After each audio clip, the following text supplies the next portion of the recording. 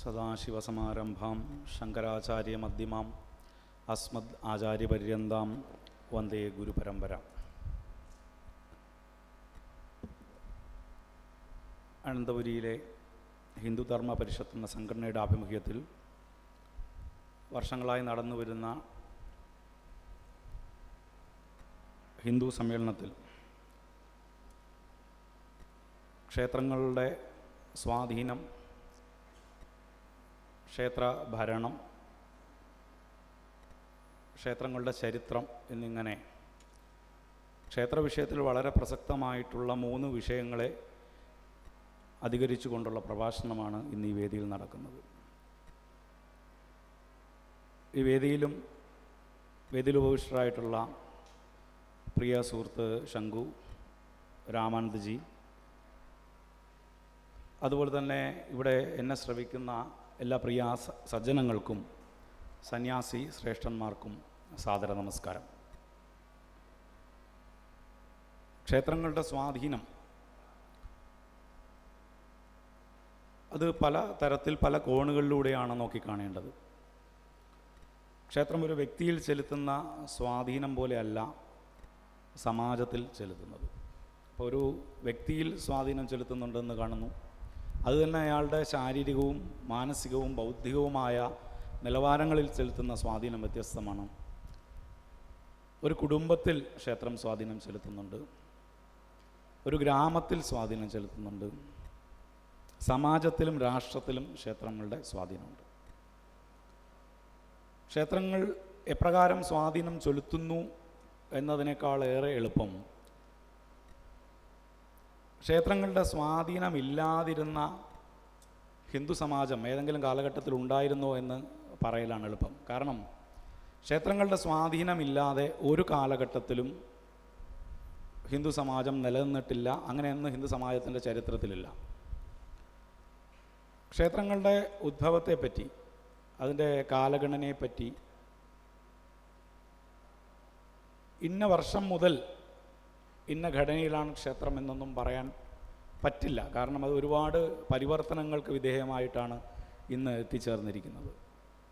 നമ്മൾ പുരാണങ്ങൾ പരിശോധിക്കുന്ന സമയത്ത്, അല്ലെങ്കിൽ ഇതിഹാസം പരിശോധിക്കുന്ന സമയത്തൊക്കെ ക്ഷേത്രാരാധന നടന്നിരുന്നു എന്നതിൻ്റെ സൂചന നമുക്ക് ലഭ്യമാണ്. ത്രേതായുഗത്തിലും ദ്വാപരയുഗത്തിലുമൊക്കെ ക്ഷേത്രാരാധനയെ പറ്റിയിട്ടുള്ള പരാമർശങ്ങൾ ഉണ്ടായിട്ടുണ്ട്. ശ്രീരാമചന്ദ്രൻ രാമേശ്വരത്ത് പ്രതിഷ്ഠ നടത്തിയതും, ശ്രീമദ് ഭാഗവതത്തിൽ രുക്മിണി സ്വയംവരത്തിൻ്റെ സമയത്ത് ക്ഷേത്ര ദർശനത്തെപ്പറ്റി ഇവിടെ ഒരു സൂചനയുണ്ട്. അപ്പോൾ ഇങ്ങനെ പൗരാണിക കാലത്ത്, അല്ലെങ്കിൽ നമുക്ക് വേദകാലഘട്ടത്തിൽ തൊട്ട് തന്നെ ഇന്നത്തെ നിൽക്കുന്ന കാലം വരെയും ക്ഷേത്രാരാധന ഉണ്ടായിരുന്നു എന്ന് വ്യക്തമാണ്. ഒരു ക്ഷേത്രം കൊണ്ട് എന്ത് പരിവർത്തനമാണ്, അല്ലെങ്കിൽ ക്ഷേത്രം വ്യക്തിജീവിതത്തിൽ എന്ത് സ്വാധീനമാണ് വരുത്തുക എന്നുള്ളതിനെ പറ്റി വളരെ വിസ്തരിച്ച് പറയേണ്ട വിഷയമാണ്. എങ്കിലും അതിൻ്റെ തുടക്കത്തിൽ തന്നെ ഒറ്റ ഉദാഹരണം പറയുമ്പോൾ നമുക്കത് ബോധ്യപ്പെടും. ഒരു ക്ഷേത്രം കൊണ്ട് ഏതു വിധത്തിലുള്ള വ്യക്തിയെ നിർമ്മിച്ചെടുക്കാൻ സാധിക്കും, അല്ലെങ്കിൽ ഒരു ക്ഷേത്രത്തിലുള്ള മൂർത്തിക്ക് എന്താണ് സമാജത്തിലുള്ള സ്വാധീനം, അതിനുള്ള വലിയൊരു ഉദാഹരണമാണ് ശങ്കരാചാര്യർ. ശിവഗുരു ആര്യാമ്പ ദമ്പതിമാർ അനേക വർഷം അനപത്യ ദുഃഖത്തിൽ പരിതപിച്ച് നടന്നു. ശേഷം അവരുടെ ഗുരുപദേശപ്രകാരം അവർ വടക്കുന്നാഥ ക്ഷേത്രത്തിൽ ഭജനം പാർത്തു. അങ്ങനെ നിത്യവും നൈമിത്തികവുമായി ശിവഭജനം തുടരുകയും അവസാനം സ്വാഭാവികമായിട്ടും ഒരു ദേവതയുടെ അനുഗ്രഹം, കേവലം ആഹാരനിദ്ര മൈഥുനത്തോടുകൂടി ഒരു ജീവിതം പര്യവസാനിപ്പിക്കത്തക്ക ആത്മാവിനെ ആയിരിക്കില്ല സന്താനമായി കൊടുക്കുക. അങ്ങനെ വരദാനം പോലെ അവർക്ക് ശങ്കരനെ കിട്ടി. ആ ഒരൊറ്റ ശങ്കരൻ ഭാരതത്തിൽ വരുത്തിയ പരിവർത്തനം, ഭാരതം മുഴുവൻ ചുറ്റി നടന്ന് ആ 32 വയസ്സിനുള്ളിൽ എഴുതി തീർത്ത ഗ്രന്ഥങ്ങൾ, ചമച്ച ഭാഷ്യങ്ങൾ, വിജയിച്ച സംവാദങ്ങൾ, അതൊക്കെ ചിന്തിക്കുമ്പോൾ ഒരു മൂർത്തി ഒരു ദമ്പതികൾക്ക് നൽകിയ ആ അനുഗ്രഹമാണ് നമുക്ക് ബോധ്യപ്പെടേണ്ടത്. ഇത് കേവലം ഒരു ശങ്കരൻ്റെ കാര്യം മാത്രമല്ല, ക്ഷേത്രങ്ങൾ കലയുടെ മേഖലയിൽ, സാഹിത്യത്തിൻ്റെ മേഖലയിൽ ഒക്കെ ധാരാളം പുണ്യപുരുഷന്മാരെ സംഭാവന ചെയ്തിട്ടുണ്ട്. ഇപ്പം ഗുരുവായൂരപ്പൻ്റെ സംഭാവനയാണ് പൂന്താനവും മേൽപ്പത്തൂരും.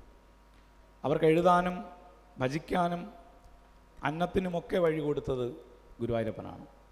അതേപോലെ തുഞ്ചത്ത് രാമാനുജൻ എഴുത്തച്ഛൻ തൃക്കണ്ടിയൂർ മഹാദേവൻ്റെ സംഭാവനയാണ്. അമ്പലപ്പുഴ കണ്ണൻ്റെ സംഭാവനയാണ് കുഞ്ചൻ നമ്പ്യാർ. കൂടൽമാണിക്യത്തേവരുടെ സംഭാവന ഉണ്ണായി വാര്യർ. അങ്ങനെ നമ്മൾ ചിന്തിച്ചു കഴിഞ്ഞാൽ പൗരാണിക എന്ന ശബ്ദം ഉപയോഗിക്കേണ്ടതില്ല, എങ്കിലും കുറച്ച് പഴക്കം ഉള്ള കഥയായതുകൊണ്ട് ആ പദം പ്രയോഗിച്ചു എന്ന് മാത്രം. പൗരാണിക കേരളത്തിൽ ഒട്ടേറെ മഹാന്മാരെ ക്ഷേത്രം സംഭാവന ചെയ്തതായി കാണാൻ സാധിക്കും. പക്ഷേ ഈ ക്ഷേത്രം സംഭാവന ചെയ്യുന്നത് എങ്ങനെയാണ് ഈ സ്വാധീനം അല്ലെങ്കിൽ പരിവർത്തനം വ്യക്തിയിലും സമാജത്തിലും ചെലുത്തുന്നു എന്ന് മനസ്സിലാക്കണമെങ്കിൽ ക്ഷേത്രത്തെ സമ്പൂർണ്ണമായി നമ്മൾ മനസ്സിലാക്കണം. എങ്കിലാണ് എങ്ങനെയാണ് ആ സ്വാധീനം ഉണ്ടാവുക എന്ന് ബോധ്യപ്പെടും. ക്ഷേത്രം എന്ന പദത്തിന് പല നിർവചനങ്ങളും നമ്മൾ പല പ്രഭാഷണങ്ങളും കേട്ടിട്ടുണ്ടാവും. ക്ഷയാത്രായതേ ഇതി ക്ഷേത്ര, ക്ഷയത്തിൽ നിന്ന് ത്രാണനം ചെയ്യുന്നത് അല്ലെങ്കിൽ ക്ഷതത്തിൽ നിന്ന് ത്രാണനം ചെയ്യുന്നതാണ് ക്ഷേത്രമെന്നാണ് എല്ലാവരും പറയുന്ന ഒരു നിർവചനം. മറ്റൊന്നുകൂടിയുണ്ട്, ക്ഷീയതേ അനേന ക്ഷേത്ര, സ്വയം ക്ഷയിക്കുന്നത് എന്നൊരർത്ഥം കൂടിയുണ്ട്. അതായത് നിങ്ങളുടെ ക്ഷേത്രദർശനത്തിൽ എത്തുന്ന ഭക്തരുടെ ശാരീരിക മാനസിക ക്ലേശങ്ങളെ ഏറ്റെടുത്തുകൊണ്ട് ആ ക്ഷേത്രം സ്വയം ക്ഷയിച്ചേക്കാം എന്നൊരു സൂചന പല ഗ്രന്ഥങ്ങളിലും ആചാര്യന്മാർ സൂചിപ്പിച്ചിട്ടുണ്ട്. അങ്ങനെ ക്ഷേത്രം ക്ഷയിക്കുമോ? ക്ഷയിക്കും എന്നാണ് ചരിത്രം. ആ ക്ഷയത്തിൽ നിന്നും ക്ഷേത്രത്തെ രക്ഷിക്കേണ്ട ധർമ്മവും ആർക്ക് തന്നെയാണ്? ഭക്തജനങ്ങൾക്ക് തന്നെയാണ്. എപ്രകാരമാണ് ഒരു ക്ഷേത്രത്തിൻ്റെ പ്രതിഷ്ഠ ചെയ്യുന്നത്, എപ്രകാരമാണ് അതിൻ്റെ നിത്യനിദാന കർമ്മങ്ങൾ നിശ്ചയിക്കുന്നത് എന്നതൊക്കെ പരിശോധിക്കുമ്പോഴാണ് അന്യോന്യ രക്ഷണം കാര്യം എന്ന ഒരു പ്രമാണത്തിൻ്റെ അർത്ഥം മനസ്സിലാകുന്നത്. ദേവത നിങ്ങളെ രക്ഷിക്കും, ദേവതയെ രക്ഷിക്കേണ്ട ബാധ്യതയും നമുക്കുണ്ടെന്ന് നമുക്കവിടെ ബോധ്യപ്പെടും. ക്ഷേത്രം എന്ന പദത്തിന് വയലെന്നൊരർത്ഥമുണ്ട്, ശരീരം എന്നൊരർത്ഥമുണ്ട്, സ്ഥാനം എന്നൊരർത്ഥമുണ്ട്, പരിധി എന്നൊരർത്ഥമുണ്ട്, വിളഭൂമി, ഇങ്ങനെ വ്യത്യസ്ത അർത്ഥങ്ങളുണ്ട്. ഇപ്പോൾ ക്ഷേത്രം എന്നതിൻ്റെ ശരീരം എന്ന അർത്ഥം ആ ക്ഷേത്രത്തിൻ്റെ ഘടന പഠിക്കുമ്പോൾ നമുക്ക് മനസ്സിലാവും. ഗർഭഗൃഹം ശിരപ്രോക്തം അന്തരാളം മുഖം തഥാ സുഹാസനം ഗളശ്ചൈവ എന്ന് തുടങ്ങി ഗോപുരം ദേവപാദം സ്യാദ് എന്നുവരെ പറഞ്ഞു വയ്ക്കുന്ന സ്ഥാനത്ത് ഒരു ക്ഷേത്രത്തിൻ്റെ ഗർഭഗൃഹം എന്ന് പറയുന്നത് ആ നീണ്ടു നിവർന്ന് കിടക്കുന്ന ക്ഷേത്ര പുരുഷൻ്റെ ശിരസ്സാണെന്നും ഇടനാഴി എന്നത് മുഖമാണെന്നും എന്ന് തുടങ്ങി നമസ്കാര മണ്ഡപം തൊട്ട് ഇങ്ങേറ്റം ഗോപുരം വരെ, ഗോപുരം പാദം എന്നിങ്ങനെ പറഞ്ഞു വയ്ക്കുന്നു. അപ്പോൾ അതവിടെ നമുക്ക് ശരീരം എന്ന ഘടന പൂർണ്ണമാകുന്നു. ഇനി വയലെന്നൊരർത്ഥം കൂടി ക്ഷേത്രത്തിനുണ്ട്. വയലിൻ്റെ പ്രത്യേകത എന്താണ്? നിങ്ങൾ എന്താണോ വിതയ്ക്കുന്നത് അതാണ് നിങ്ങൾ കൊയ്യുന്നത്. ഒന്ന് വിതച്ചിട്ട് മറ്റൊന്ന് കൊയ്യാൻ സാധിക്കാത്തതുപോലെ ക്ഷേത്രത്തിൽ ആചാരവൃദ്ധിക്ക് അല്ലെങ്കിൽ ചൈതന്യവൃദ്ധിക്ക് ഉതകുന്ന അനുഷ്ഠാനങ്ങളെയാണ് നിങ്ങൾ വിതച്ചതെങ്കിൽ ചൈതന്യവൃദ്ധി എന്ന ഗുണത്തെ നിങ്ങൾക്ക് കൊയ്തെടുക്കാൻ സാധിക്കും. മറിച്ച് ആചാരലോപങ്ങളാണ് വിതയ്ക്കുന്നതെങ്കിൽ ചൈതന്യഹാനി എന്ന ദ്രവ്യമായിരിക്കും നിങ്ങൾക്ക് തിരിച്ചു കിട്ടുക. അപ്പോൾ ഇതിനകത്തൊരു ചെറിയൊരു ഡീലുണ്ട്. നിങ്ങൾ എന്തോ ആണോ ഇങ്ങോട്ട് തരുന്നത് തത്തുല്യമായ അളവിൽ അല്ലെങ്കിൽ അതിലേറെ തിരിച്ചു തരപ്പെടും. കാരണം ക്ഷേത്രത്തിൽ ആരാധിക്കുന്നത് സാക്ഷാൽ ഈശ്വരനെ അല്ല എന്ന വസ്തുത കുറച്ചു പേർക്കെങ്കിലും അറിയാമായിരിക്കും. കാരണം ഈശ്വരൻ, ദേവത, ദൈവം എന്നിങ്ങനെയുള്ള പദങ്ങൾ പര്യായ ശബ്ദം മാതിരിയാണ് നമ്മൾ പ്രയോഗിച്ചു വരുന്നത്. വാസ്തവത്തിൽ അതങ്ങനെയല്ല എങ്കിലും ഈശ്വര സർവഭൂതാനാം എന്നതായിരിക്കും ഈശ്വര ശബ്ദത്തിന് കൊടുക്കാൻ പറ്റുന്ന, എളുപ്പത്തിൽ നമുക്ക് മനസ്സിലാക്കാൻ പറ്റുന്ന ഒരു പ്രയോഗം. ഈശ്വരൻ സർവവ്യാപിയാണ്, എല്ലായിടത്തും നിറഞ്ഞു നിൽക്കുന്നു. അഥവാ ഈ കാണുന്ന മുഴുവൻ ചൈതന്യ ഗോളങ്ങളും, ഭൂമിയും സോളാർ സിസ്റ്റവും മിൽക്കി വേയും അങ്ങനെ അനേകം ഗാലക്സികൾ ചേർന്ന യൂണിവേഴ്സും, അല്ലെങ്കിൽ അങ്ങനെ അനേകം യൂണിവേഴ്സുകൾ ചേർന്ന മൾട്ടിവേഴ്സും, ഇതെല്ലാം ചേർന്നതാണ് ഈശ്വരൻ്റെ ശരീരം എന്ന് വേണമെങ്കിൽ പറയാം. അങ്ങനെയുള്ള ഈശ്വരനെ നമുക്ക് ആരാധിക്കാൻ കഴിയുമോ, കാണാൻ കഴിയുമോ എന്നൊരു ചോദ്യം ഋഷിക്കുണ്ടായി. കാരണം നമ്മുടെ ശരീരത്തിനുള്ളിലെ കൊക്കപ്പുഴുവിന് നമ്മളെ കാണാൻ കഴിയില്ല എന്നതുപോലെ ഒരിക്കലും ഇവിടെ വസിക്കുന്ന നമുക്ക് ഈശ്വരനെ ഒരു അനുഭൂതി എന്നുള്ള നിലയിൽ അനുഭവവേദ്യമാക്കാം എന്നതിൽ കവിഞ്ഞ് നമ്മൾ ഉദ്ദേശിക്കുന്ന രീതിയിൽ കാഴ്ചയായി കാണാൻ സാധിക്കില്ല എന്ന് ഋഷിക്ക് ബോധ്യം വന്നു. എങ്കിൽ നമ്മൾ ഈ ഭൂമിയുടെ പരിധിയെ, സൗരയൂഥത്തിൻ്റെ, ഗാലക്സിയുടെയൊക്കെ പരിധിയെ അതിലംഘിച്ച് പുറത്തേക്ക് പോകണം. പ്രപഞ്ചത്തിൻ്റെ പുറത്തു നിന്ന് തിരിഞ്ഞു നോക്കുമ്പോഴേ നമുക്ക് ആ വിരാട് പുരുഷനെ കാണാൻ കഴിയും. അതെന്തായാലും സാധാരണ മനുഷ്യ ജീവിതം കൊണ്ട് സാധിക്കില്ലെന്നുറപ്പാണ്. 18-19 വർഷം വേണം യുറാനസ് വരെ എത്താൻ എന്നൊക്കെ ഇടയ്ക്ക് വായിച്ചത് ഓർമ്മ വരുന്നു. അപ്പോൾ ഒരിക്കലും നമുക്ക് ആ വിധത്തിൽ ഈശ്വരനെ അറിയാൻ കഴിയില്ല. അങ്ങനെ ഇരിക്കെയാണ് ഈ ഋഷി അടുത്ത മാർഗം അന്വേഷിച്ചത്. സർവത്ര ഗോസി ഭഗവാൻ ഖലു യദ്യപിത്വാം ആവാഹയാമിഹി യഥാ വ്യജനേന വായു. വായു സർവത്ര നിറഞ്ഞു നിൽക്കുന്നു. ഈ നമുക്ക് വായുവിനെ അനുഭവവേദ്യമാക്കണമെങ്കിൽ ഒരു വീശറിയെടുത്ത് വീശിയാൽ നമുക്ക് ആ സമയത്ത് വായുവിനെ ഉപയോഗിച്ചിട്ട് സുഖം കണ്ടെത്താം എന്നതുപോലെ സർവത്ര നിറഞ്ഞു നിൽക്കുന്ന ഈശ്വര ചൈതന്യത്തെ, അതിൻ്റെ ലോലാംശത്തെ ഒരു വസ്തുവിലേക്ക് സന്നിവേശിപ്പിക്കുന്ന പദ്ധതിയെപ്പറ്റി ചിന്തിച്ചു തുടങ്ങി. അതെങ്ങനെ? ഭൂമിക്കടിയിൽ സർവത്ര വെള്ളമുണ്ട് എങ്കിലും നമുക്ക് വെള്ളം ആവശ്യത്തിന് ഉപയോഗിക്കാൻ കിണറ്റിൽ നിന്നും കോരിയെടുക്കുന്നത് പോലെ, അല്ലെങ്കിൽ അരണിക്കുള്ളിൽ ഒളിഞ്ഞിരിക്കുന്ന അഗ്നിയെ കടഞ്ഞ് പുറത്തെടുക്കുന്നത് പോലെ, അങ്ങനെ സർവത്ര നിറഞ്ഞു നിൽക്കുന്ന ഈശ്വര ചൈതന്യത്തെ നമ്മൾ വസ്തുവിലേക്ക് കേന്ദ്രീകരിച്ച്, അതിലൊരു അംശത്തെ കേന്ദ്രീകരിച്ച് പൂജിക്കാൻ തുടങ്ങി. രാമായണം കിഷ്കിന്ധാകാണ്ഡത്തിലൊക്കെ ഭഗവാന്റെ തന്നെ പരാമർശമുണ്ട്.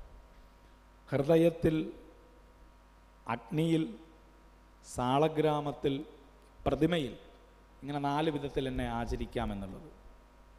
ശരിക്കും പറഞ്ഞാൽ ഈ 4 വിധത്തിൽ ആചരിക്കാമെന്ന് പറയുന്ന ആ കാര്യം 4 വിഭാഗം ആൾക്കാർക്ക് വേണ്ടിയിട്ടാണ് പറഞ്ഞത്.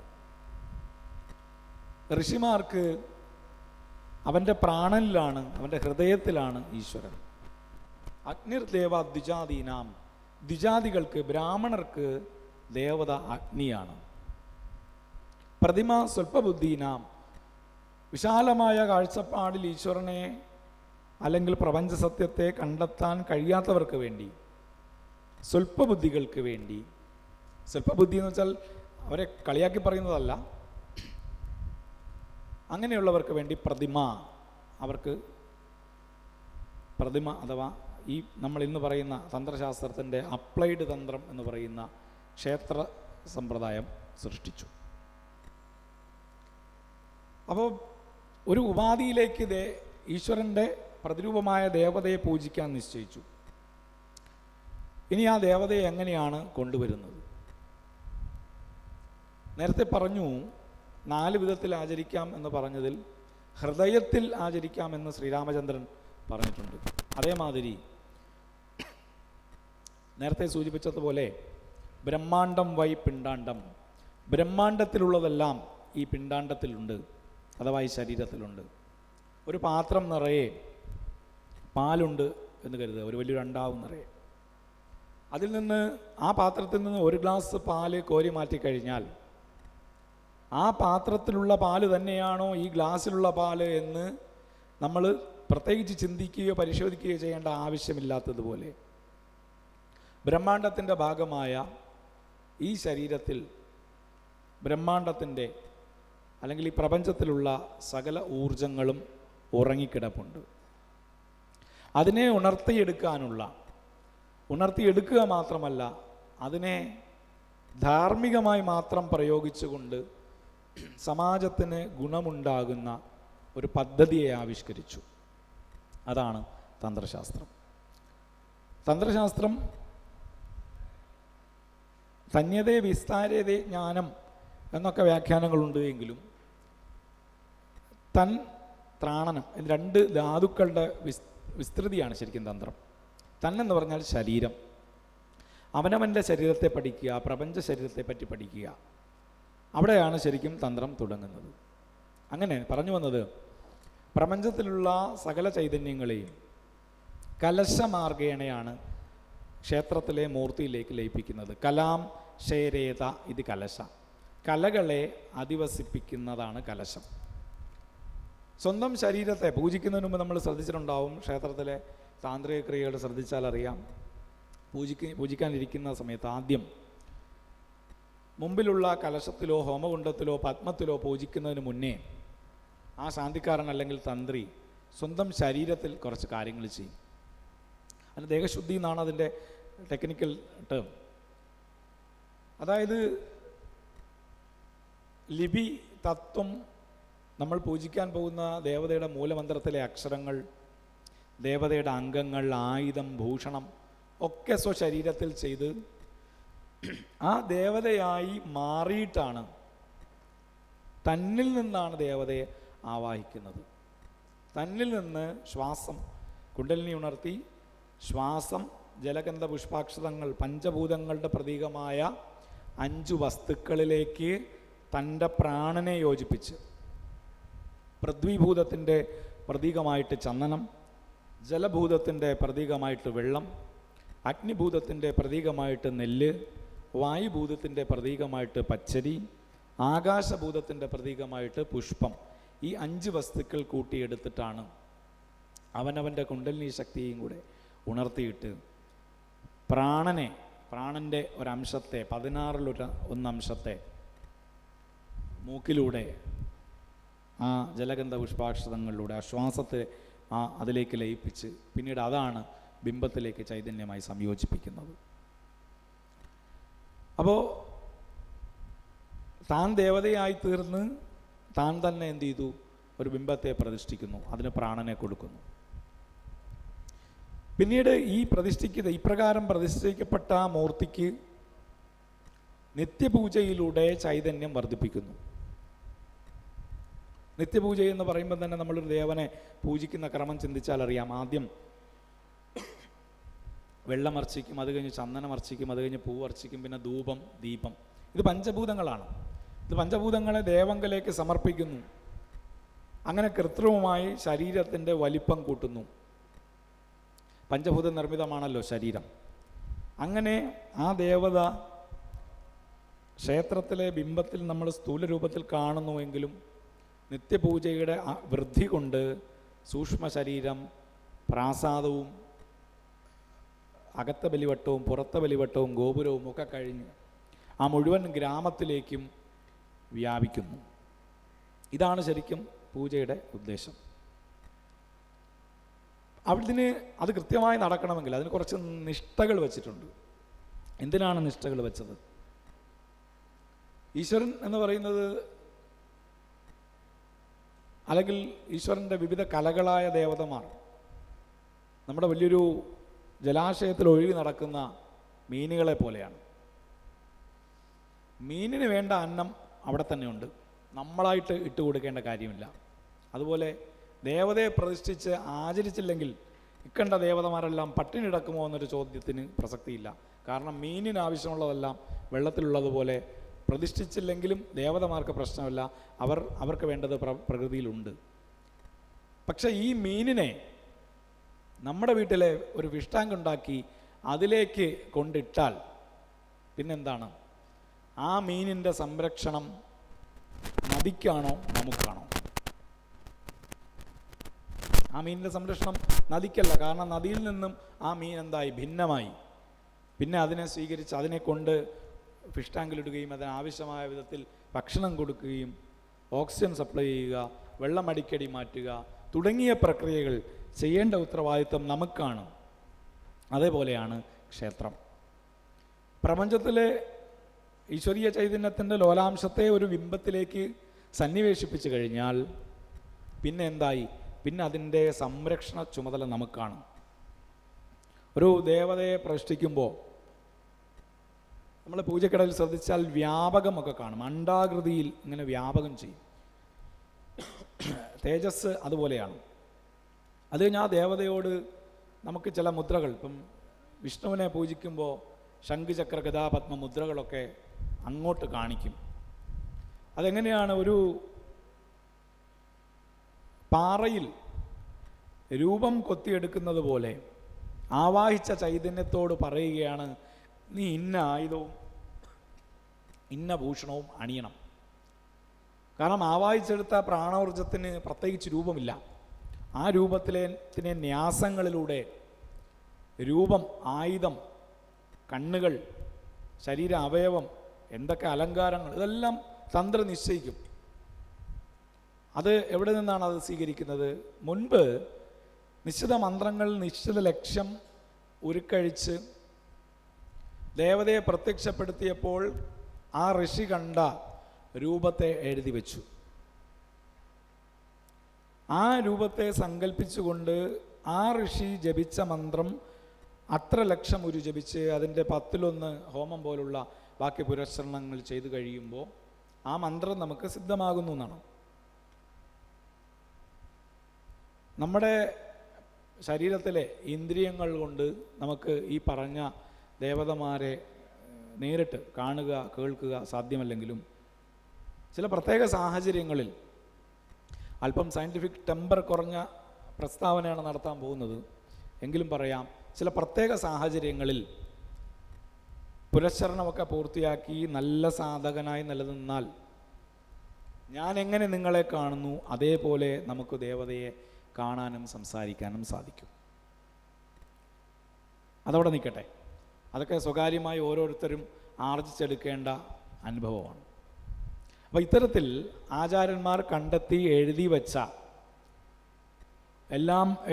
ഗ്രന്ഥങ്ങൾ പബ്ലിക് ഡൊമൈനിൽ അവൈലബിൾ അല്ല. മിക്കവാറും ഗുരു ശിഷ്യ പാരമ്പര്യക്രമത്തിൽ അത് വരുന്നതാണ് ഒട്ടേറെ ഗ്രന്ഥങ്ങൾ. അങ്ങനെയുള്ള ഗ്രന്ഥങ്ങളിൽ നിന്ന് നേടുന്ന അറിവുകൾ ഉപയോഗിച്ച് ഒരു മൂർത്തിയെ പ്രതിഷ്ഠിച്ചു. മൂർത്തിയെ പ്രതിഷ്ഠിച്ചു കഴിഞ്ഞാൽ ആ തന്ത്രി ഈ ഭക്തജനങ്ങളെ വിളിച്ചു നിർത്തി ചില വ്യവസ്ഥകൾ ഏർപ്പെടുത്തും. അതിന് ഉക്തവാസര വ്യവസ്ഥ എന്നാണ് പറയുന്നത്. അഥവാ മലയാളത്തിലെ നിയമം നിശ്ചയിക്കൽ അല്ലെങ്കിൽ പടിത്തരം എന്ന് പറയും. ഈ ദേവനെ കരചരണാദി അവയവങ്ങളോടുകൂടി നമ്മൾ പ്രതിഷ്ഠിച്ചിരിക്കുകയാണ്. രൂപമില്ലാത്ത ഈശ്വരന് രൂപം കൊടുത്തു. സ്പർശ, ഗന്ധ, രൂപ, രസ തുടങ്ങി ശബ്ദം തുടങ്ങി എല്ലാ തന്മാത്രകൾ കൊടുത്തു. ജ്ഞാനേന്ദ്രിയ കർമ്മേന്ദ്രിയങ്ങളെല്ലാം കൊടുത്തു. ആരായി മാറി? നമ്മളെ പോലെ ആയി മാറി. കാരണം നമുക്ക് ഈശ്വരനുമായി സംവദിക്കാൻ പറ്റില്ല എന്ന് ആദ്യമേ പറഞ്ഞു. അപ്പോൾ നമുക്ക് ഈശ്വരനെ നമ്മുടെ നിലവാരത്തിലേക്ക് വലിച്ചിറക്കി കൊണ്ടുവന്ന് ദേവതയായി പ്രവേശിച്ചിരിക്കുകയാണ്. ആകെയുള്ള വ്യത്യാസം അദ്ദേഹത്തിന് സമ്പൂർണ്ണമായും ഈശ്വരീയ ചൈതന്യം കൂടുതലുണ്ട്. കൈകളുടെ എണ്ണത്തിൽ നമുക്ക് 2 ആണെങ്കിൽ പുള്ളിക്ക് 4, 6, 8, 64 ഒക്കെ ആയിരിക്കും. ആ ഒരു വ്യത്യാസം മാത്രമേ ഉള്ളൂ. ബാക്കിയെല്ലാം നമ്മളെ പോലെയാണ്.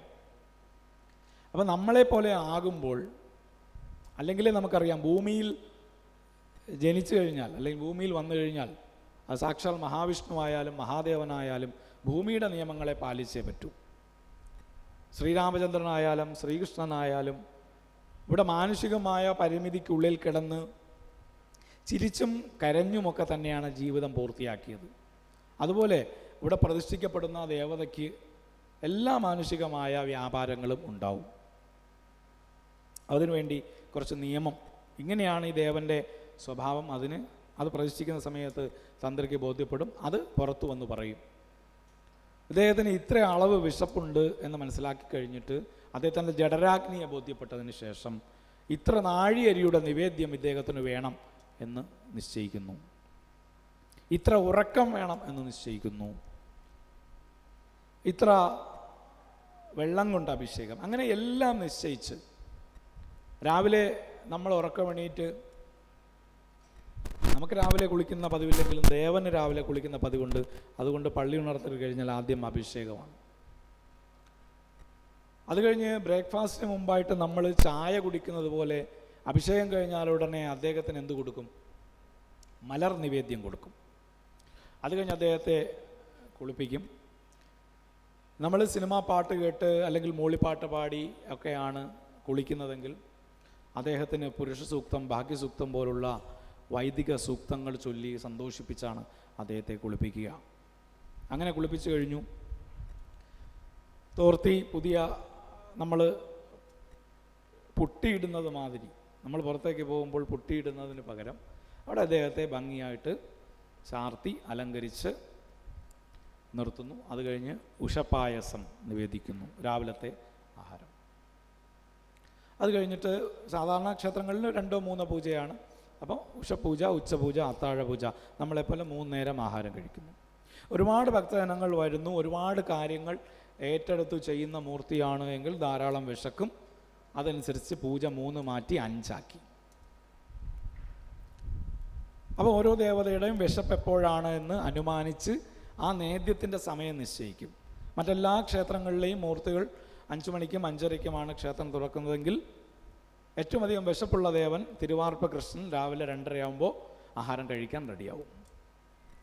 അത് ആ ദേവന് മാത്രമേ ഉള്ളൂ. എന്ന് വെച്ച് തിരുവാർപ്പിൽ രാവിലെ 2:30 നേദ്യമുണ്ട്, അതുകൊണ്ട് എല്ലായിടത്തും 2:30 നേദ്യം പറ്റില്ല. മറ്റു ദേവതമാർക്ക് ഉറക്കമുണ്ട്, അവർ 5 മണിക്ക് ഉറക്കം എഴുന്നേൽക്കും. ഉറക്കം കെട്ട് ഇരിക്കേണ്ട ഗതികേട് സാക്ഷാൽ ശബരിമല അയ്യപ്പന് മാത്രമാണ്.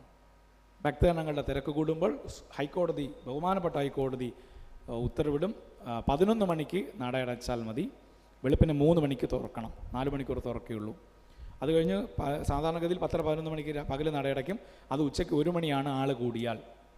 വൈകിട്ട് 5 മണിക്ക് ശേഷമേ സാധാരണ ക്ഷേത്രങ്ങളിൽ നട തുറക്കാവുള്ളൂ. പക്ഷേ ആൾ കൂടിക്കഴിഞ്ഞാൽ ശബരിമല അയ്യപ്പന് 3 മണിക്ക് തന്നെ നട തുറക്കേണ്ടി വരും. ഉറക്കത്തിൻ്റെ കാര്യത്തിൽ ഇത്രയും ഗതികെട്ട മൂർത്തി കേരളത്തിൽ വേറെ എങ്ങുമില്ല.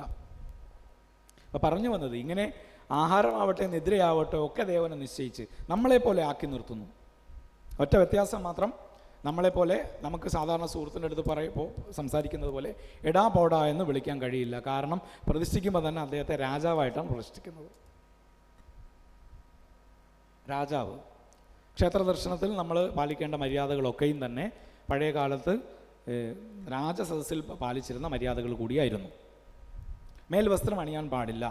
മഹാരാജാവാണ് നമ്മുടെ എതിരെ കിടക്കുന്നത് പത്മനാഭൻ. പക്ഷെ രാവിലെ പത്മനാഭനെ കണ്ടു കഴിഞ്ഞാൽ 6 വരി വീതിയിലുള്ള കസവും തോളിലിട്ട് മഹാരാജാവിനേക്കാളും കേമത്തോടുകൂടി പോയി തൊഴുന്ന ഭക്തരെ കാണാം. അതും പാടില്ല. കാരണം മേൽവസ്ത്രം ഇല്ല. രാജാവിനെ കാണുമ്പോൾ പണ്ടെന്ത് ചെയ്യും? മേൽവസ്ത്രം അഴിച്ച് അരയിൽ കെട്ടിയിട്ട് നെഞ്ച് നിവർത്തിയല്ല പോകുന്നത്, അല്പം കുനിഞ്ഞ് ബഹുമാന പുരസ്സരമാണ് പോകുന്നത്. നമ്മൾ എങ്ങനെയാണോ ദേവനെ ട്രീറ്റ് ചെയ്യുന്നത്, കാണുന്നത്, അതിനനുസരിച്ചിട്ടാണ് ബലം. ദേവൻ മാത്രമല്ല, ആചാര്യന്മാർ 7 വസ്തുക്കൾ അങ്ങനെ പറയുന്നുണ്ട്.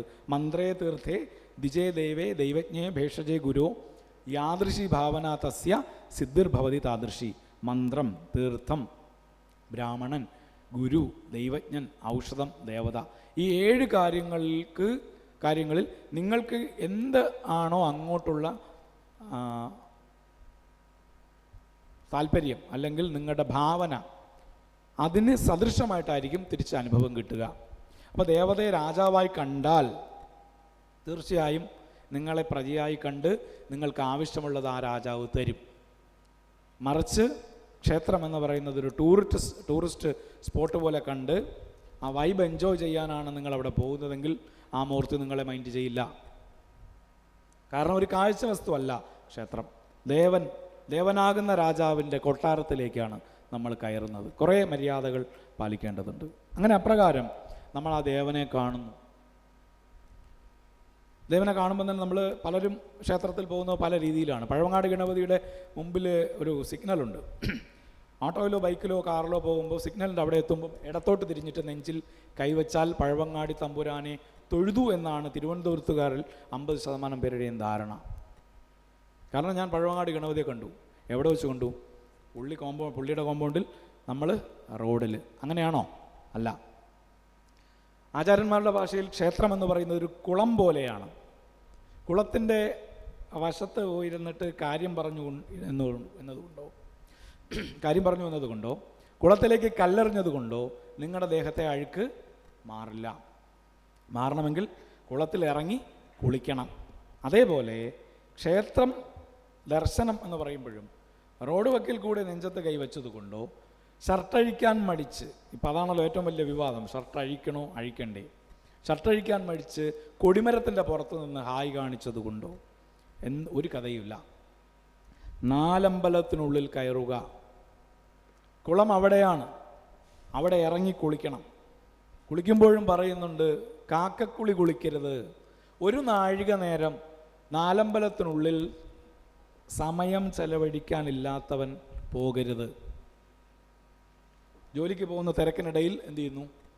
പോകുന്നു. ഓട്ടപ്രദക്ഷിണമാണ്. രാവിലെ പല മഹാക്ഷേത്രങ്ങളിലും, ഞാൻ പേരെടുത്ത് പറയുന്നില്ല, തിരുവനന്തപുരത്തെ ശിവക്ഷേത്രത്തിലുണ്ട്, പ്രധാനപ്പെട്ട ശിവക്ഷേത്രമാണ്. പോയി കഴിഞ്ഞാൽ ഇടിച്ചിടുമോ എന്ന് തോന്നിപ്പോവും. പ്രദക്ഷിണം ചെയ്യുന്ന വേഗത അങ്ങനെയാണ്. കാരണം എന്താ? സമയത്തിന് ഓഫീസിൽ കയറണം. ഗർഭിണി അവനോട് പറയുകയാണ്, ഗർഭിണി പൂർണ്ണ പ്രസവത്തിന് സമയമായ ആ പൂർണ്ണ ഗർഭിണി ഒരു കുടം എണ്ണ തലയിൽ വെച്ച് ആ ഭാരം സഹിച്ച് എത്രമാത്രം പ്രയാസപ്പെട്ടാണോ പ്രദക്ഷിണം ചെയ്യേണ്ടത് അതുപോലെ എന്ന നിയമം അവനോട് പറഞ്ഞാൽ അവന് മനസ്സിലായില്ല. അങ്ങനെയാണ് വേണ്ടത്. വളരെയധികം സാവധാനം സമയം ചെലവഴിച്ച് പ്രദക്ഷിണം ചെയ്ത് നമസ്കരിച്ച് അങ്ങനെ ദേവനെ ദർശിക്കുന്നവൻ 100% ഉറപ്പാണ് അവൻ്റെ ഏത് ശാരീരിക മാനസിക ക്ലേശങ്ങളും ആ മൂർത്തി പരിഹരിച്ചിരിക്കും. അതെങ്ങനെ പരിഹരിക്കും എന്ന് ചോദിച്ചാൽ അത് തൽക്കാലം ലാബിൽ ടെസ്റ്റ് ചെയ്ത് സർട്ടിഫിക്കറ്റ് വാങ്ങിച്ച് ബോധ്യപ്പെടുത്താൻ കഴിയില്ല. ഒരുപക്ഷെ ഭാവിയിൽ കഴിയുമായിരിക്കാം. എന്തായാലും നിലവിലെ സാഹചര്യത്തിൽ ആ ദേവൻ്റെ പ്രഭാവം എങ്ങനെയാണ് ഭക്തരിൽ സ്വാധീനം ചെലുത്തുന്നതെന്ന് പറയാൻ കഴിയില്ല. ഇതാണ് ക്ഷേത്രത്തിൻ്റെ ഒരു ഘടന സൂചിപ്പിച്ചു എന്ന് മാത്രം. ഇനി പ്രഭാവത്തെ സംബന്ധിച്ച് വിശ്വാസപൂർവം ഭജിക്കുന്നവന് നേരത്തെ ശിവഗുരുവിനും ആര്യാമ്പയ്ക്കും ശങ്കരൻ ജനിച്ചതുപോലെ ഈ ഏതൊരു ദേവതയുടെയും അനുഗ്രഹാശിസ്സുകൾ കിട്ടുമ്പോൾ ആ ജനിക്കുന്ന കുട്ടി ആ മൂർത്തി തന്നെയായിരിക്കും എന്നും കൂടി ആചാര്യന്മാർ പറയാറുണ്ട്. അത് വേണമെങ്കിൽ സയൻറ്റിഫിക് ടെമ്പറിൻ്റെ ഭാഷയിൽ പറഞ്ഞുതരാം. ഒരു വ്യക്തിക്ക് ഇപ്പം സാധാരണഗതിയിൽ ഞാൻ ജ്യോത്സ്യനാണ്, അപ്പോൾ സ്വാഭാവികമായിട്ടും നമ്മൾ വ്യക്തി ജീവിതത്തിലെ പല പ്രശ്നങ്ങൾക്കും പരിഹാരം കാണാൻ കബഡി കറക്കുന്നവരാണ്. അപ്പം ക്ഷേത്രാചാരത്തിലുമായി ബന്ധപ്പെട്ട പല വഴിപാടുകളും നമ്മൾ പറയാറുണ്ട്. ഉദാഹരണത്തിന് കുട്ടിക്ക് ബുദ്ധിയുടെ വികാസത്തിന് വേണ്ടിയിട്ട് ശ്രീകൃഷ്ണസ്വാമിക്ക് വെണ്ണയും കദളിപ്പഴവും നേദിച്ച് കഴിക്കാൻ പറയും. അത് ശ്രീകൃഷ്ണൻ ഈ പോകുന്ന നമുക്കറിയാം, ഈ കുട്ടി വെണ്ണയും പഴവും വാങ്ങാൻ അമ്പലത്തിൽ പോകത്തില്ല. കാരണം പോകുന്നത് ആരായിരിക്കും? പലപ്പോഴും രക്ഷകർത്താക്കളായിരിക്കും. അനുഗ്രഹം വാട്സപ്പ് വഴി കുട്ടിക്ക് കിട്ടുമായിരിക്കാം. എന്തായാലും ഈ വെണ്ണയും പഴവും കഴിക്കുന്നതിൻ്റെ കദളിപ്പഴത്തിൻ്റെയും ആയുർവേദത്തിലുള്ള മാഹാത്മ്യം ഞാൻ വിശേഷിച്ച് പറയേണ്ടതില്ല, ഇവിടെ ഇരിക്കുന്ന ഗുരുജനങ്ങൾക്കറിയാം. വെണ്ണയും കദളിപ്പഴവും ഇതേമാതിരി ക്ഷേത്രാചാരത്തിൽ ഉൾപ്പെടുത്തിയിട്ടുള്ള എല്ലാം തന്നെയും അതൊരു തന്ത്രത്തിൻ്റെ ദൃഷ്ടിയിലോ ജ്യോതിഷത്തിൻ്റെ ദൃഷ്ടിയിലോ അല്ല നോക്കിക്കാണേണ്ടത്. നിവേദ്യങ്ങളാവട്ടെ, ഔഷധദ്രവ്യങ്ങൾ, അതെല്ലാം ആയുർവേദ ആചാര്യന്മാർക്ക് മാത്രമേ അത് കൂടുതൽ വ്യക്തമായി പറയാൻ കഴിയൂ. അവർക്കേ അത് പഠിച്ച് മനസ്സിലാക്കാൻ സാധിക്കും. നിവേദ്യത്തിൽ ഉപയോഗിക്കുന്ന വസ്തുക്കൾ, ഇപ്പം നമ്മളൊരു ക്ഷേത്രത്തിൽ ദർശനം നടത്തുന്നു, ദേവന് നേദിച്ചതൊക്കെ നമ്മളിങ്ങനെ കഴിച്ചുകൊണ്ടേയിരിക്കുന്നു എന്ന് വിചാരിക്കുക. സ്ഥിരമായി നമ്മൾ കഴിക്കുന്നു, 1 വർഷമോ 2 വർഷമോ 3 വർഷമോ ഒക്കെ നമ്മളിങ്ങനെ കഴിച്ചുകൊണ്ടിരിക്കുന്നു. ഈ ദേവന് നേദിക്കുന്ന വസ്തു ദേവൻ്റെ മുമ്പിലെത്തിയിട്ട് നിവേദ്യമായി പ്രാണാഹുതി ചെയ്യുന്നതിന് മുമ്പ് ചില ക്രിയകൾ ആ വസ്തുവിൽ ചെയ്യാറുണ്ട്, നേദ്യത്തിൽ ചെയ്യാറുണ്ട്. ദേവൻ്റെ നോട്ടത്തെ ക്ഷണിക്കുന്നു, രസത്തെ ക്ഷണിക്കുന്നു, ദേവൻ്റെ മൂലമന്ത്രം കൊണ്ട് വെള്ളം, ചന്ദനം, പൂവൊക്കെ അർച്ചിക്കുന്നു, മൂലമന്ത്രം തൊട്ട് ജപിക്കുന്നു. ഇങ്ങനെ അനേകം കാര്യങ്ങൾ ആ നിവേദ്യത്തിൽ വരും. ആ നേദ്യത്തിൽ പോലും ദേവൻ്റെ അംശമുണ്ട്, മൂലമന്ത്രത്തിൻ്റെ അംശമുണ്ട്. ഇത് സ്ഥിരമായി നമ്മൾ കഴിച്ചു എന്ന് വയ്ക്കുക. അന്നമാണ് സപ്തധാതുക്കളായി പരിണമിക്കുന്നതെന്ന് നിങ്ങൾക്ക് ക്ലാസ് എടുക്കേണ്ട കാര്യമില്ലല്ലോ. അന്നമാണ് ശുക്ലമായും പരിണമിക്കുന്നത്. ആ ബീജത്തിൽ നിന്ന് ആ ദേവതാംശം തന്നെയാണ് പത്നിയുടെ ഗർഭപാത്രത്തിലേക്ക് പോകുന്നതും ശിശുവായി പരിണമിക്കുന്നതും. അതുകൊണ്ടാണ് പറഞ്ഞത് വടക്കുംനാഥൻ തന്നെയാണ് ശങ്കരനായി അവതരിച്ചത്. കാരണം ഏതൊരു മൂർത്തിയെയാണോ അങ്ങനെ തുടർച്ചയായി സേവിക്കുന്നത്, ക്ഷേത്രാരാധനയിൽ ഒരുപാട് കാര്യങ്ങൾ ആചാര്യൻ ഒളിച്ചു വച്ചിട്ടുണ്ട്. നിങ്ങൾ കഴിക്കുന്ന ആഹാരം, നിങ്ങൾ രാവിലെ കുളിക്കുന്നത്, നിങ്ങളുടെ വ്യായാമം, അങ്ങനെ അനേകം. സമയത്തിൻ്റെ പരിമിതി കൊണ്ട് അത്തരം കാര്യങ്ങളിലേക്കൊന്നും നമുക്ക് പോകാൻ കഴിയില്ല. നിശ്ചയിച്ച സമയമായി. പറഞ്ഞു വന്നത്, നിങ്ങളുടെ നിത്യജീവിതത്തിൽ 3 നേരം ആഹാരം കഴിക്കാൻ സമയം കണ്ടെത്തുന്നുണ്ട് എങ്കിൽ ക്ഷേത്ര ദർശനത്തിനും ക്ഷേത്രാചാരങ്ങൾ പാലിച്ചിട്ടുള്ള ക്ഷേത്ര ദർശനത്തിനും ജപത്തിനും ഒക്കെ സമയം കണ്ടെത്തിയാൽ നിങ്ങളുടെ ഒരു പ്രജയെ സംരക്ഷിക്കുന്ന ബോധത്തോടുകൂടി, ചിന്തയോടുകൂടി ദേവൻ നിങ്ങളെ സംരക്ഷിക്കും. നിങ്ങൾക്ക് അച്ഛനായി, അമ്മയായി, ഗുരുവായി, വഴികാട്ടിയായി, കൂട്ടുകാരനായി, അനിയനായി ആ ദേവത നിങ്ങളോടൊപ്പം എന്നും ഉണ്ടാകും. ഏറ്റവും പ്രധാനം നിങ്ങൾക്ക് ക്ഷേത്രത്തോടുള്ള, മൂർത്തിയോടുള്ള ഭാവനയാണ്. ആചാര്യൻ പറഞ്ഞു, 4 യുഗങ്ങളെ പറയുന്ന കൂട്ടത്തിൽ ദ്വാപരയുഗം, 3-ാം യുഗം എത്തിയപ്പോൾ ദ്വേ എന്ന ശബ്ദം ആചാര്യൻ പ്രത്യേകിച്ചെടുത്ത് പറയുന്നുണ്ട്. 2 എന്ന ചിന്ത ഈ യുഗത്തിൽ തുടങ്ങും. അതിന് വികൽപ്പം എന്നാണ് പറയുന്നത്, സംശയം. അങ്ങനെ ധാരാളം സംശയം ദ്വാപരയുഗത്തിൽ വന്നു തുടങ്ങി. കലിയുഗമായപ്പോഴേക്കും സംശയം വർദ്ധിച്ചു. ഇപ്പം ഈശ്വരനുണ്ടോ, ദേവതയുണ്ടോ എന്ന ചർച്ചകളാണ് നടന്നു വരുന്നത്. അപ്പം സംശയം കൂടാതെ, വിശ്വാസമില്ലാതെ ഒരിക്കലും ക്ഷേത്രത്തിലേക്ക് പോകരുത്. സംശയം ഒന്നും തന്നെ ഇല്ലാതെ ദേവതയിൽ പൂർണ്ണ ഭയഭക്തി, അത് തന്ത്രസമുച്ചയകാരൻ പറഞ്ഞത് ശ്രദ്ധാഭക്തി പവിത്രതോപകരണേ എന്ന പ്രയോഗമാണ് പറഞ്ഞത്. ശ്രദ്ധയോടുകൂടി, ഭക്തിയോടുകൂടി, പവിത്രതയോടുകൂടി ആ പാതാരവിന്ദങ്ങളെ നിങ്ങൾ ആശ്രയിച്ചാൽ, പണ്ട് ഭഗവാൻ പറഞ്ഞൊരു വാക്കുണ്ട്, യോഗക്ഷേമം വഹാമ്യഹം, നിൻ്റെ കാര്യം ഞാൻ നോക്കിക്കോളാം. അപ്പോൾ എന്താണ് ക്ഷേത്ര ധർമ്മം എന്നും കൂടെ പറഞ്ഞു വെച്ച് പ്രഭാഷണം അവസാനിപ്പിക്കുകയാണ്. ലോകാനുഗ്രഹേതുർത്ഥം സ്ഥിരീഭവ സുഖായന സാന്നിധ്യം ച തഥാദേവ പ്രത്യഹം പരിവർദ്ധയ എന്ന് തുടങ്ങി സഭൂപാലം സദാരാഷ്ട്രം സർവോപദ്രവർജിതം എന്നൊക്കെ തന്ത്രസമുച്ചയകാരൻ ഇതാണ് പ്രതിഷ്ഠയുടെ തത്വം, സങ്കല്പം എന്ന് പറഞ്ഞു വയ്ക്കുന്നു. ഒരു ദേവതയെ പ്രതിഷ്ഠിച്ചിട്ട് ദേവതയുടെ ശിരസ് തൊട്ട് അച്ഛൻ്റെ സ്ഥാനത്തുള്ള തന്ത്രി മകനോടായിട്ടെന്ന വണ്ണം പറയുകയാണ്, ലോകത്തെ അനുഗ്രഹിക്കുന്നതിന് വേണ്ടിയിട്ടാണ് നിന്നെ ഞാനിവിടെ കൂടിയിരുത്തുന്നത്. സ്ഥിരീഭവ സുഖായന, നീ സുഖത്തോടുകൂടി സ്ഥിരമായിരിക്കുക, ഞങ്ങൾക്ക് സുഖത്തെ തരുക. സാന്നിധ്യം ചതതാദേവ പ്രത്യഹം പരിവർത്തയ, പ്രത്യഹം നിത്യവും പൂജ സ്വീകരിച്ചുകൊണ്ട് നീ നിൻ്റെ സാന്നിധ്യത്തെ വർദ്ധിപ്പിക്കുക. മാഭൂൽ പ്രജോവിരോധോത്ര, നിൻ്റെ പ്രജകൾ, നീ എന്ന രാജാവിൻ്റെ ചുറ്റുപാടുമുള്ള ഗ്രാമവാസികളായിട്ടുള്ള പ്രജകൾ വളരെ ക്ഷേമത്തോടുകൂടി അവർ തങ്ങൾ വിരോധമില്ലാതെ ജീവിക്കാൻ ഇടവരട്ടെ. ക്ഷേമേണ വൃദ്ധി മതുലാം, അതുല്യമായിട്ടുള്ള ക്ഷേമമുണ്ടാകട്ടെ. ഇനിയാണ് ഏറ്റവും പ്രസക്തമായ ഒരു വരി, സഭൂപാലം തഥാരാഷ്ട്രം സർവോപദ്രവ വർജിതം. ഈ രാഷ്ട്രം ഒരു മൂലയിലാണ്, രാഷ്ട്രത്തിൻ്റെ ഒരു മൂലയിലാണ് ഒരു ക്ഷേത്രപ്രതിഷ്ഠ എങ്കിലും ആ മൂർത്തിയോട് പറയുന്നത് ഈ രാഷ്ട്രത്തെ എന്ത് ചെയ്യണം, സംരക്ഷിക്കണം. സർവോപദ്രവ വർജിതം, സർവ ഉപദ്രവങ്ങളിൽ നിന്നും ഈ രാഷ്ട്രം വർജിതമാകട്ടെ.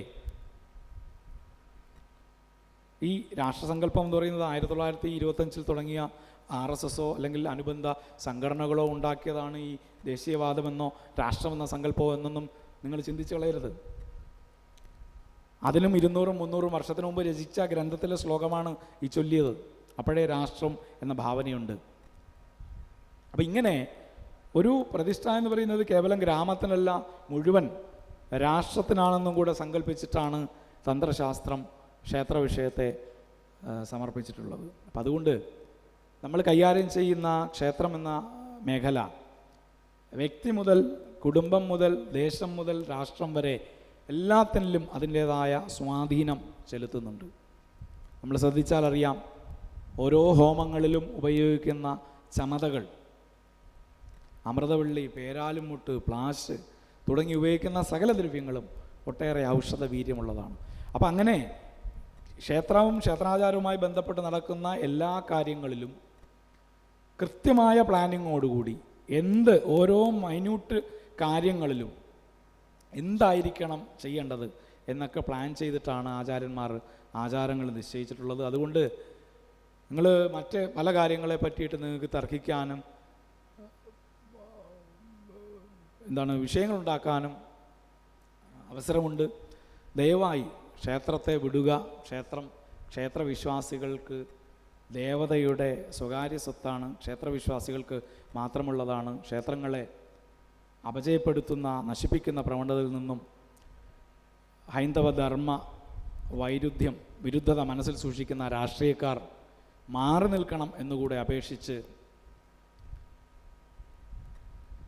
കാശ്മീരിൽ തീവ്രവാദി ആക്രമണത്തിൽ ജീവൻ ബലികഴിക്കേണ്ടി വന്ന ഹിന്ദു സഹോദരന്മാർക്ക് ശ്രദ്ധാഞ്ജലി അർപ്പിച്ചുകൊണ്ട് ഇവിടെ കൂടിയ എല്ലാ ഹൈന്ദവ സഹോദരങ്ങൾക്കും ആയുരാരോഗ്യ ക്ഷേമങ്ങൾ പത്മനാഭസ്വാമി അനുഗ്രഹിച്ചരളട്ടെ എന്ന് പ്രാർത്ഥിച്ചുകൊണ്ട് ഞാൻ എൻ്റെ വാക്കുകൾ ഗുരുപരമ്പരയുടെ പാതാരവിന്ദങ്ങളിൽ സമർപ്പിച്ചുകൊണ്ട് നിർത്തുന്നു.